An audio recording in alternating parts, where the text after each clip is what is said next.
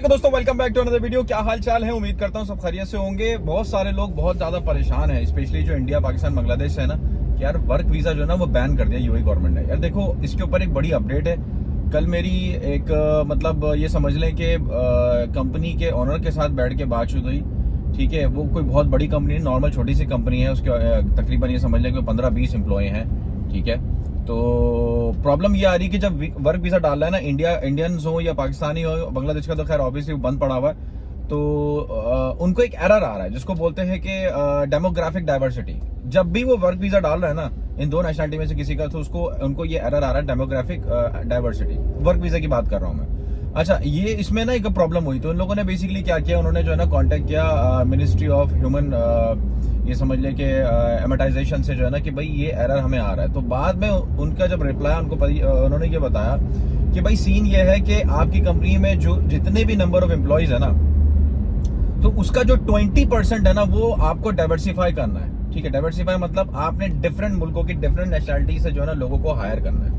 Clear हो ये बात? यानी कि इसका मतलब अगर आपकी कंपनी में 100 एम्प्लॉय हैं, 100 में से 20 लोग ऐसे होंगे जो अलग अलग, जैसे कि यूरोप की किसी कंट्रीज के, ऑस्ट्रेलिया का, अमेरिकन, यूके, ठीक है, डिफरेंट मुल्कों के डिफरेंट होंगे। ऐसा नहीं होगा कि 100 के 100 एम्प्लॉय पाकिस्तान से होंगे या 100 के 100 एम्प्लॉय जो है इंडिया से होंगे। इसकी वजह से जब वो वीजा डाला उन्होंने एक इंडियन नेशनल का, तो वो रिजेक्ट हो गया। ठीक है, तो उन्होंने कहा अब इसका सोल्यूशन क्या है? इसका सोल्यूशन ये है कि सिस्टम में ऑब्वियसली उनके पास सारा रिकॉर्ड होता है कि इस कंपनी का कितना कोटा है, इस कंपनी ने कितने लोगों के वीजे निकाल चुके हैं और किस किस की कौन सी नेशनलिटी है। तो अब एम्प्लॉयर अगर आपको जॉब देगा ना, तो बेसिकली वो सोच समझ के देगा कि आपकी नेशनलिटी क्या है।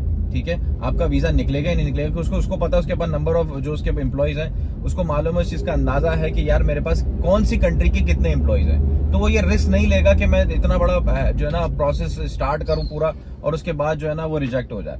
ये है मेन कारण, ये है मेन रीजन जिसकी वजह से वीजा रिजेक्ट हो रहा है। ठीक है, अब ये आपको नहीं कि यार हमें कैसे पता चलेगा कि एम्प्लॉयर हमें वीजा, मतलब हमारा प्रोसेस होगा नहीं, ये एम्प्लॉयर का काम है, आपका काम नहीं है। जब वो आपका इंटरव्यू लेगा, नेशनलिटी पूछेगा, या तो उसी वक्त मना कर देगा, उसके बाद कोटा। अब वो तो पहली बात है कि वो अब जो जॉब्स आएंगे ना उसमें लिखा हुआ होगा कि Indians and Pakistani not allowed. उसके पीछे रीजन ये होगा, उनका जो कोटा है ना पीछे, वो पूरा कंप्लीट होगा।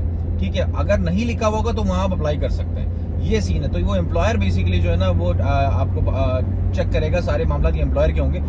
ये है वो मेन वजह जिसकी वजह से जो है ना आप ये समझ ले वीजा रिजेक्ट हो रहा है। बाकी और कोई ऐसा बैन नहीं है। और ये एक अच्छी चीज है कि डाइवर्सिफाई कर रहे हैं। एक ही कंपनी के अंदर अगर सारे पाकिस्तानी भर दिए जाएंगे, सारे इंडियन भर दिए जाएंगे, तो दूसरे लोगों को चांस कब मिलेगा। ठीक है, ये अपडेट है और इंशाल्लाह जो भी अपडेट आते रहेंगे मैं आप लोगों के साथ शेयर करता रहूंगा। बाकी वीडियो को शेयर करें, ज्यादा से ज्यादा अपना ख्याल रखिएगा, भाई को जरूर दुआ में याद रखें।